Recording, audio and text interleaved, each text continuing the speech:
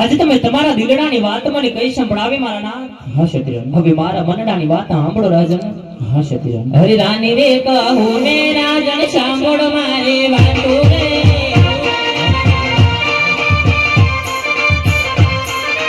રાની રે કહું ને રાજન સાંભળો મારી વાતો રે.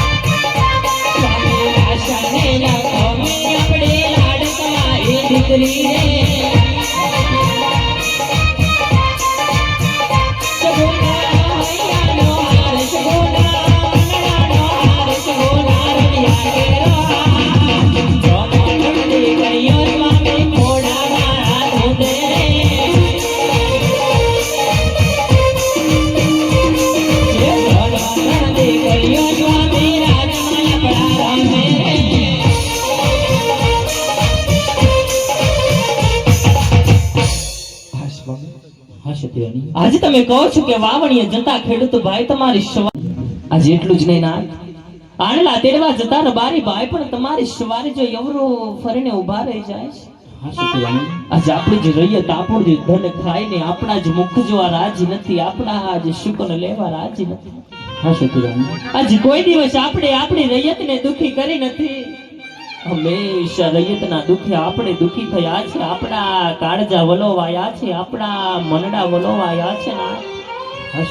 આજે તે છતાંય આજ આપણી રૈયત આપણા મુખ જોવા રાજી નથી, આપણા જ શુકન લેવા રાજી નથી. અને રહી વાત આપણા વાંજી આપણને તો કોણ કહે છે સ્વામી કે પોકરણ ગઢના રાજા અજમલને સતી માતા મિનડદે પાપી પેટે વાંજી આશે ના ધને. આપણે તો સૂરજ દાદાના તેજને પણ ઝાંખા કરે, જગદંબા સમાન રાજની અંદર ત્રણ ત્રણ દીકરીઓ રમી રહી છે. આજે સ્વામી આજ મને તો એ નથી સમજાતું કે આપણે ત્રણ ત્રણ દીકરીઓ હોવા છતાં જ વાંજિયા કઈ રીતે કહેવાય મારા નાથ?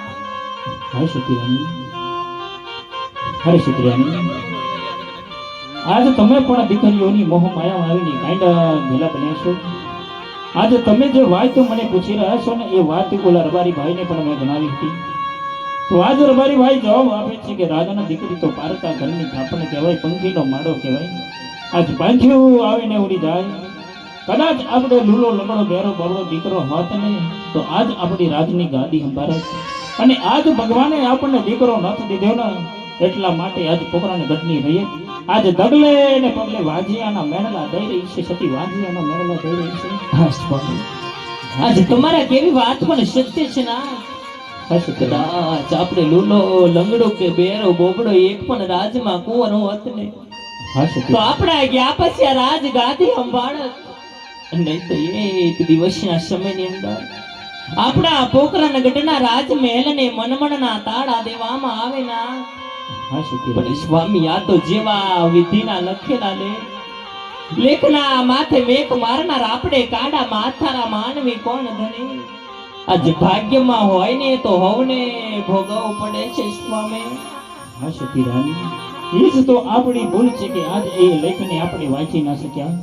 પરંતુ સતી આપણે આજ એક દીકરો હોવો જરૂરી છે, કારણ કે કોઈ કદી મારી ભરોડી રૈયત પર આબ ફાટે નહીં તો આજ મારી રૈયતની હારે ઉપર ખભે ખભો મિલાવી શકે. આજ મારી રૈયતનું ધ્યાન રાખે એટલા માટે એક દીકરો હોવો જરૂરી છે.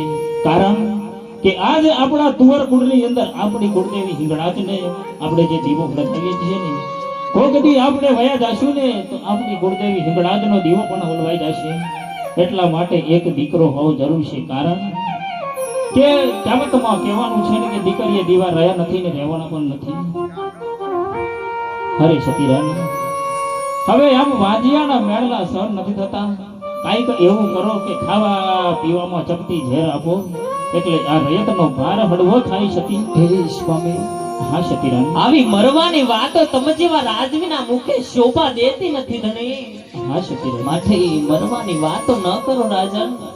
મરવાની વાતો તે કાયર હોય ને એના મુખે શોભા દે. તમે જેવા રાજવીના મુખે આવી મરવાની વાતો શોભા દેતી નથી ધણી. હા સતી રાણી. હા